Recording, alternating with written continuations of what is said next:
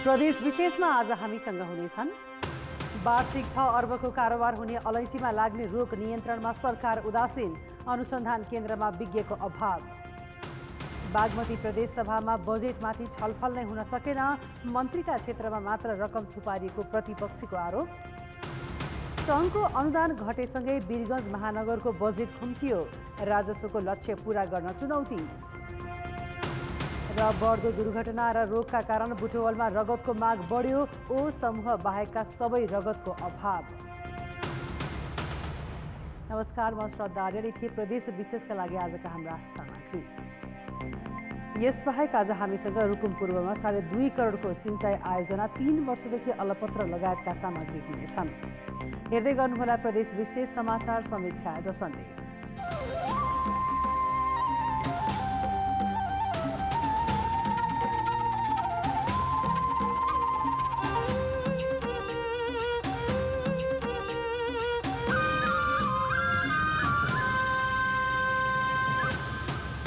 प्रदेश विशेष सुरुमा प्रदेश संक्षेप।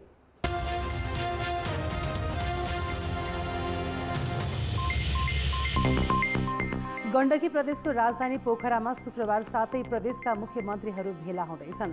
कार्य अनुभव साटासाटदेखि सङ्घले कानुन नबनाइँदा प्रदेश सरकारले भोग्नु परेको समस्याका सम्बन्धमा छलफल गर्न मुख्यमन्त्रीहरूको भेला हुन लागेको हो।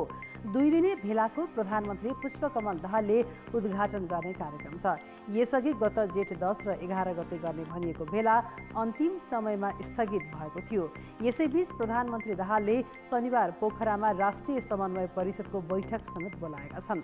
बैठकमा मुख्यमन्त्री सहित सङ्घीय सरकारका अर्थ, गृह, कानुन र सङ्घीय मामिला मन्त्री तथा विपक्षी दलका नेता पनि उपस्थित हुनेछन्। पश्चिम नवलपरासीमा भूमिहीन दलित तथा सुकुम्बासीलाई जग्गाधनी लाल पूर्जा वितरण सुरु भएको छ। पहिलो चरणमा बिहिबार बर्दघाट नगरपालिकाका 10 घर परिवार भूमिहीन दलितलाई जग्गाधनी पूर्जा दिएको हो। 1996 वटा कित्ताको नाप नक्सा तयार भएकाले क्रमैसँग पूर्जा वितरण गर्दै जाने भूमि आयोग पश्चिम नवलपरासीका अध्यक्ष देवराज भण्डारीले जानकारी दिएका छन्। बाजुराको बोडीमारिका र बुढीनन्दा नगरपालिकामा व्यावसायिक खेती गर्ने युवा बढ्दै गएका छन्। विदेशबाट फर्किएका युवाले समूह बनाएर तरकारी खेती गर्न थालेपछि नगरपालिकाले पनि सघाएको छ। बोडीमारिकाको ढम्कने र बुढीनन्दाको 9 र 10 नम्बर वडाका पकेट क्षेत्रमा आलु, स्याउसँगै तरकारी खेती सुरु भएको छ। विदेश गएर फर्किएका अधिकांश युवा तथा स्थानीय महिलाहरू कृषिमा लागेपछि कृषि ज्ञान केन्द्रले पनि सहयोग गर्दै आएको छ। सुनसरीका स्थानीय तहका प्रमुखहरूले चौपायामा लम्पी स्किन रोग तीव्र रूपमा फैलिँदा समेत सरकार उदासीन भएको आरोप लगाएका छन्। भेटनरी अस्पताल तथा पशु विज्ञ सेवा कार्यालय सुनसरीमा बिहिबार गरेको समन्वयात्मक कार्यक्रममा उनीहरूले प्रकोपले चौपाया मरिरहँदा समेत नियन्त्रणको प्रयास नगरेको आरोप लगाएका हुन्। पर्याप्त बजेट नभएकाले पालिका स्तरको प्रयासले नियन्त्रण सम्भव नभएको उनीहरूको भनाइ छ। उदयपुरको त्रियुगा नगरपालिकाले बिहिबार लाली गुराँसका 1000 बिरुवा रोपेको छ। नगरपालिकाको वडा नम्बर 15 रमिते पाखामा लाली गुराँसका बिरुवा रोपिएको हो। त्रियुगा उद्योग वाणिज्य सङ्घको सहयोगमा तेह्रथुमको 3 जुरेबाट बिरुवा ल्याइएको हो। हामीसँग बाँकी नै छन्। रुकुम पूर्वमा 2.5 करोडको सिंचाई आयोजना 3 वर्षदेखि अलपत्र, बजेट अभाव मुख्य कारण। र सङ्घको अनुदान घटेसँगै वीरगञ्ज महानगरको बजेट खुम्चियो, राजस्वको लक्ष्य पूरा गर्न चुनौती। प्रदेश विशेषमा पुनः स्वागत छ। सरकारले पहिचान गरेका तुलनात्मक लाभका 7वटा निर्यातयोग्य कृषि वस्तुमध्ये प्रमुख हो अलैँची। वार्षिक औसत 6 अर्ब रुपैयाँको कारोबार हुने अलैँची खेतीमा 55 जिल्लाका झण्डै 80,000 किसान संलग्न छन्। यति धेरै किसानको मुख्य आम्दानीको स्रोत रहेको अलैँचीको अनुसन्धान, प्रविधि विकास र प्रवर्धनको पाटो भने आशा लाग्दो छैन। ढुसीको संक्रमणले यसको खेती सङ्कटमा परेका बेला अलैँचीमा देखिएका समस्या समाधान खोज्न धनकुटामा स्थापित अनुसन्धान केन्द्र 1 दशकदेखि 1 जना वैज्ञानिकको भरमा छ। ताप्लेजुङ मुलुकमै सबैभन्दा बढी अलैँची उत्पादन र निर्यात गर्ने जिल्ला हो। तर पछिल्लो समय छिर्के फुर्के, गानो कुहिने र डढुवा जस्ता रोगले त्यहाँका अलैँची बगान मासिँदैछन्। किरा लाग्ने, पात सुक्ने र बोट मर्ने समस्याले धादिङका अलैँची किसानलाई सताएको छ। धनकुटामा पनि पहिचान नभएको त्यस्तै रोगले बगान मासिँदै गएको छ। तर यस्ता समस्यामा समाधान दिने सरकारी प्रयास शून्य जस्तै छ। कृषकको घर घरमा गएर खेतीमा गएर सल्लाह सुझाव र त्यसको चाहिँ नि रोगको लागि चाहिँ के गर्ने कसो गर्ने सल्लाह सुझाव अहिलेसम्म छैन।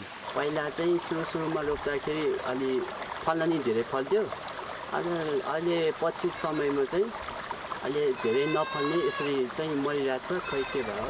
अलैँची बगानमा बोट सुक्ने, गानो र जरा कुहिने, फल नलाग्ने, लागेको फल नपाक्ने र पातमा किरा लाग्ने समस्या छ। अलैँची अनुसन्धानका लागि 12 वर्ष अघि धनकुटामा स्थापना भएको राष्ट्रिय व्यावसायिक कृषि अनुसन्धान कार्यक्रम हो। तर मुख्य सहित 5 जना वैज्ञानिक, प्राविधिक अधिकृत र सहयोगी समेत 16 जनाको दरबन्दी रहेको कार्यालयमा स्थापना कालदेखि नै 1 जना वैज्ञानिक र साधारण तर्फका केही कर्मचारीको भरमा छ।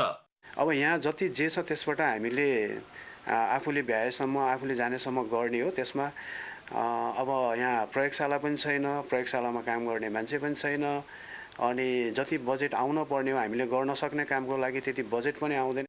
2068 साल यता यो कार्यालयमा 10 जना प्रमुख फेरिएका छन्। कृषि वैज्ञानिक भए पनि यी कोही पनि अलैँची खेतीका विज्ञ होइनन्। बजेट, कार्यक्रम र जनशक्ति नहुँदा अलैँची किसानका सामान्य समस्यामा पनि मौखिक सल्लाह दिने मान्छे समेत छैन। अनुसन्धान र प्रविधि विकास गरी त्यसबाट नयाँ जात विकास गर्न केन्द्र परिसरमा 16 जातका अलैँचीका बिरुवा सङ्कलन गरी राखिएको छ। हालसम्म भएको काम यति नै हो। सरकारले अलैँचीका लागि कार्यक्रम, बजेट र जनशक्ति व्यवस्थापनमा व्यवस्था गर्दा मुलुकभरका किसान मर्कामा छन्। कान्तिपुर समाचारका लागि ताप्लेजुङबाट आनन्द गौतम र धादिङबाट पोषनाथ अधिकारीका साथमा विनोद घिमिरे, धनकुटा। बागमती प्रदेशमा नीति तथा कार्यक्रम बनाउन सरकारलाई रचनात्मक सुझाव दिएको नेकपा एमाले आफ्ना सुझाव नसमेटिएको भन्दै गुनासो गरिरहेकै थियो। सरकारले बजेटमा समेत एकलौटी गरेको भन्दै एमाले सहित प्रतिपक्षी दल राप्रपाको विरोधले बागमती प्रदेश सभामा बजेटमाथि छलफल नै हुन सकेको छैन। असार 12 गते बजेटमाथि छलफलका लागि बोलाएको प्रदेशसभा बैठकमा प्रमुख प्रतिपक्षी दल नेकपा एमाले सरकारको आलोचना गर्दै सदन नै अवरुद्ध बनायो। एमालेसँगै राप्रपा पनि सरकारको विरोधमा उत्रिएको छ। एमाले नेतृत्वको सरकारले प्राथमिकतामा राखेको मदन भण्डारी स्वास्थ्य विज्ञान प्रतिष्ठानलाई पर्याप्त बजेट नदिएकोमा एमालेको चर्को विरोध छ। यस्तै हेटौडा काठमाडौँ जोड्ने सुरुङ मार्गमा समेत प्रदेश सरकारले बजेट छुट्याएको छैन। मुख्यमन्त्री र मन्त्रीहरूको जिल्लामा मात्रै बजेट केन्द्रित गरिएको प्रतिपक्षको आरोप छ। लोकतन्त्रमा गल्ती भएका कुरालाई सुधार गर्ने कुराबाट नै लोकतन्त्र बलियो हुन्छ। उहाँले बजेटमा सुधार गर्नुपर्छ, प्रतिपक्षका मागलाई सम्बोधन गर्नुपर्छ र समग्र बागमती प्रदेशको उन्नतिका लागि बजेट आउनुपर्छ, नभएसम्म हामी मान्दैनौँ। प्रतिपक्षका सुझाव नसमेटिएको भन्दै एमाले र राप्रपाले असार 12 गते बिहान बोलाइएको बैठक स्थगित गरेपछि असार 13 गते साँझ बोलाएको बैठकमा सत्तापक्षकै सांसद उपस्थित भएनन्। सभामुख भुवन पाठकले असार 17 गतेसम्मका लागि प्रदेशसभा बैठक नै स्थगित गरेका छन्। बजेट पुनः संशोधन गर्नुपर्ने प्रतिपक्ष दलहरूको माग छ। सरकारले पनि प्रतिपक्ष दलसँगै संवाद अघि बढाएर निकास निकाल्न बैठक नै सारिएको दाबी गरेको छ। दलगत रूपमा पनि र सामूहिक रूपमा पनि सभामुखज्यूले पनि त्यसमा सकारात्मक पहल गर्नुभएको छ र हामीले सौहार्दपूर्ण ढङ्गले छलफल चलाइराखेका छौँ र हामी 16 गतेसम्म एउटा निष्कर्षमा पुग्छौँ र 17 गतेबाट हामी प्रदेश सभाको बैठक अगाडि बढाउँछौँ र त्यसपछि बजेट पास हुन्छ। नीति कार्यक्रम र बजेटले बागमती प्रदेशमा सत्ता पक्ष र प्रतिपक्ष बीच दूरी बढाएको छ। बजेट पास गर्न बजेटमाथि सदनमा छलफल गर्ने वातावरण नै तयार हुन सकेको छैन। कान्तिपुर समाचारका लागि क्यामेरामा सुजन पुणा सैनीका साथ बालकृष्ण अधिकारी, हेटौडा, मकवानपुर। वीरगञ्ज महानगरपालिकाले आगामी आर्थिक वर्षका लागि यस वर्षको भन्दा 90 करोड रुपैयाँ घटाएर 3 अर्ब 21 करोडको बजेट ल्यायो। सङ्घले दिने अनुदानमा कमी आएपछि महानगरको बजेट खुम्चिएको हो। लामखुट्टे मार्न 35 लाख रुपैयाँ विनियोजन गरेको वीरगञ्जले अनुमान गरिए अनुसार राजस्व उठाउनु चुनौतीपूर्ण लक्ष्य लिएको देखिन्छ। देशकै प्रमुख व्यापारिक नगरी वीरगञ्ज महानगरपालिकाले आन्तरिक राजस्व बढाउने विषयलाई प्राथमिकता दिएको छ। यस वर्ष कुल 80 करोड रुपैयाँ राजस्व उठाउने लक्ष्य लिएको वीरगञ्जले अहिलेसम्म 60 करोड मात्र उठाए पनि आगामी आर्थिक वर्ष 1 अर्ब 20 करोड रुपैयाँ राजस्व सङ्कलन गर्ने लक्ष्य राखेको छ। महानगरपालिकाले आगामी आर्थिक वर्षको कुल बजेट मध्ये चालुतर्फ 77%, पुँजीगततर्फ 22% र वित्तीय व्यवस्थातर्फ 1% बजेट छुट्याएको छ। शिक्षा र खेलकुद क्षेत्रमा 12 करोड 20 लाख विनियोजन गरिएको छ, जुन गत वर्षको तुलनामा कम हो। खानेपानी तथा सरसफाइमा 12 करोड विनियोजन गरिएको छ भने विकेन्द्रित स्वास्थ्य सेवाका लागि 3 करोड 75 लाख छुट्याइएको छ। लामखुट्टे मुक्त महानगर अभियानका लागि लामखुट्टे नियन्त्रण गर्न 35 लाख रुपैयाँ विनियोजन गरिएको छ। विकासका अपेक्षा धेरै भए पनि चालु वर्षको भन्दा 90 करोड सानो बजेट बनेकाले महानगरलाई यसपालि चुनौती थपिएको छ।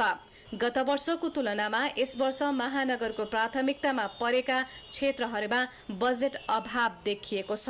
पूर्वाधार विकासतिर बढी गएको छ, सहरको सौन्दर्यीकरणमा गएको छ, सहरको स्वच्छता अभियानमा गएको छ, नगरवासीलाई स्वास्थ्य र शिक्षाको क्षेत्रमा अलिक गतिलो र प्रभावकारी काम दिनु भन्ने गएको छन्।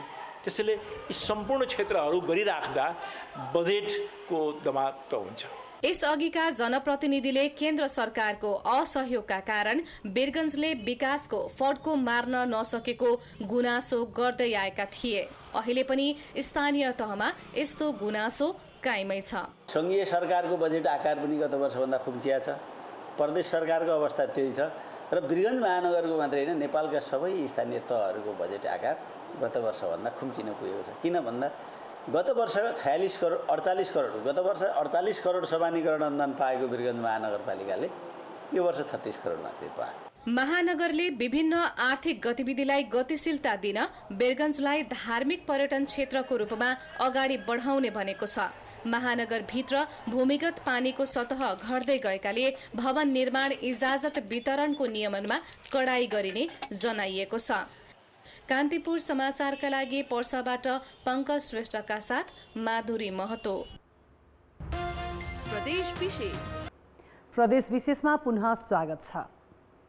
बढ्दो दुर्घटना र विभिन्न अप्रत्याशित रोगका कारण पछिल्लो समय रगतको माग बढिरहेको छ। रगतले उपचार सहज हुने मात्रै होइन, मानव मृत्यु समेत रोक्न सकिन्छ। तर अरू समयमा अन्य जिल्लामा रगत पठाउने रूपन्देहीमा पछिल्लो समय आफ्नै जिल्लाका बिरामीलाई रगत पुर्याउन नसक्दा उपचार सेवा नै प्रभावित हुन थालेको छ। मौसम परिवर्तनसँगै अस्पतालहरूमा बिरामीको चाप बढ्दा रूपन्देही र आसपासका जिल्लामा रगत अभाव भएको हो। रक्त सञ्चार केन्द्र बुटबलमा दैनिक 100 युनिट रगतको माग छ। अन्य समयमा रक्त सञ्चार केन्द्रले कपिलवस्तु, नवलपरासी पश्चिम, पाल्पा, दाङ, चितवनसम्म दैनिक 50 युनिटसम्म रगत पठाउने गर्थ्यो। तर केन्द्रमा अहिले ओ रक्त समूह बाहेकका सबै रगतको अभाव छ। विभिन्न हस्पिटलदेखि अब बिरामीको भिजिटरहरू आउनुहुन्छ, पेपर लिएर आउनुहुन्छ। एउटा बिरामीले चाहिँ 3टा 4वटा 5वटा 6वटा 7वटासम्म यस्ता रगतहरू चाहिन्छ। रक्त सञ्चार केन्द्र बुटबलमा अहिले 24 घण्टा रगत माग्ने बिरामीका आफन्तको भिड लाग्छ। समयमा रगत नपाउँदा कतिपय बिरामीको उपचार सेवा प्रभावित भएको छ। कोही बिरामीका आफन्तहरू रक्तदाता खोज्दै बहुतारी रहेका हुन्छन् भने कोही आफै रक्तदान गरेर आफन्तलाई रगत जुटाइरहेका भेटिन्छन्। रूपन्देहीका अस्पतालहरूमा शल्यक्रिया, सुत्केरी र मृगौलाको डायलासिस सेवा बढिरहेको छ। तर अस्पतालहरूले रगत व्यवस्थापनमा ध्यान दिएका छैनन्। रक्तदान महादान भन्ने अभियानका साथ केही युवा नियमित रक्तदान गर्ने सङ्घ संस्था मार्फत रक्तदान गराउने र आफूहरूले 24 घण्टा आकस्मिक रक्तदान गर्ने गरे पनि अभाव पूरा गर्न सकेका छैनन्। बिरामीको अत्यधिक चाप भयो र रगतको माग बढ्दै गयो र रगतको माग सँगै रक्तदाताहरूको सङ्ख्यामा चाहिँ उल्लेख्य वृद्धि हुन चाहिँ सकेन। स्वास्थ्यका दृष्टिकोणले 18 वर्ष माथिको स्वस्थ पुरुषले प्रत्येक 3 महिनामा 1 र महिलाले प्रत्येक 4 महिनामा 1 पटक रक्तदान गर्न सक्छन्। तर जनचेतना अभावमा धेरैले रक्तदानले शरीर कमजोर बन्ने भ्रम पाल्ने गरेका छन्। यो भ्रम हटाउन एकातिर चेतनामूलक कार्यक्रमको आवश्यकता छ भने अर्कोतिर रगत सङ्कलन एवं व्यवस्थापनमा सुधार गरी एकीकृत योजना बनाउनु पर्ने देखिन्छ। कान्तिपुर समाचारका लागि अमृता अनमोल, बुटबल, रूपन्देही। रुकुम पूर्वमा सङ्घीय सरकारले थालेको करिब 2.5 करोडको सिँचाइ आयोजना 3 वर्षदेखि अलपत्र छ। सिस्ने गाउँपालिका 3 पोखरामा निर्माणाधीन यो आयोजना बजेटको अभाव देखाएर काम रोकिएको हो, जसका कारण सिँचाइको आशमा रहेका रुकुमका किसान निराश बनेका छन्। गाउँ छेउको सानीभेरी नदीबाट सोलर पावर मार्फत लिफ्टिङ गर्ने महत्त्वकांक्षी योजना सहित आर्थिक वर्ष 2077-78 निर्माण थालिएको पोखरा लिफ्ट सिँचाइ आयोजनाको काम हालसम्म करिब 14% मात्रै भएको छ। काम रोकिएकै 1 वर्ष भयो। आयोजना सुरु भएको पहिलो वर्ष 15 लाख र दोस्रो वर्ष 20 लाख गरी हालसम्म कुल 35 लाख बजेट खर्च भइसकेको छ। सानीभेरी नदीको पानी लिफ्टिङ गरी सिँचाइमा प्रयोग गर्ने योजना सहित निर्माण थालिएको थियो। के अल्पत्र बनाएको हो त्यो के देखाउनको लागि त होइन, अनि त्यो पानी पनि सिँचाइ चाहिएको छ हामीलाई। त्यो माथि लगेर त्यो माथि डाँडामा लगेर त्यो एउटा पोखरी मात्रै बनेको छ, अरू केही पनि छैन। 2,37,92,340 रुपैयाँ लागत इस्टिमेट सहित थालिएको सिँचाइ आयोजनाको अहिलेसम्म ट्याङ्की निर्माण भएको छ भने केही थान पाइप र सोलर पाता मात्र खरिद गरिएको छ। ती पाइप र सोलर पाता पनि अहिले अल्पत्र अवस्थामा छोडिएको छ। जनताले के गर्छन् भने अब सोधिराखेका छन्, अब कुनै पनि काम हुन्न के भएको छ भने हामीलाई टोकाइ छ र अहिलेको यो सरकारले बजेट नहालिदिनाले हामीलाई ठुलो समस्या परेको छ। जलस्रोत तथा सिँचाइ विकास सब डिभिजन कार्यालय रुकुम पूर्वद्वारा कार्यान्वयनमा रहेको यो आयोजना सम्पन्न भएपछि पोखराको कुल 41 हेक्टर क्षेत्रफल जमिनमा सिँचाइ हुने र यसबाट करिब 200 घरधुरी लाभान्वित हुने बताइएको छ। निर्माणमा किन लापरवाही गरियो त भन्ने प्रश्नको जवाफमा कार्यालयले बजेट अभावलाई नै प्रमुख समस्याका रूपमा देखाएको छ। सङ्घबाट बजेट विनियोजन भएर हामीले कार्यान्वयन गर्ने योजना भएको हुँदा सङ्घबाट बजेट हालसम्म विनियोजन नभएको हुँदा यो आर्थिक वर्षमा बजेट विनियोजन नभएको हुँदा काम चाहिँ अधुरै रहेको। सानीभेरी नदीबाट करिब 181 मिटर उचाइमा सोलर पावर मार्फत लिफ्ट गरी जम्मा भएको पानीलाई सिँचाइका रूपमा वितरण गर्ने यो आयोजना समयमै सम्पन्न गर्न सरकारको तदारुकता जरुरी छ। कान्तिपुर समाचारका लागि महेश केसी, रुकुम पूर्व। प्रदेश विशेष अहिलेलाई सकियो। कान्तिपुर टेलिभिजन हेर्दै गर्नुहोला। नमस्ते।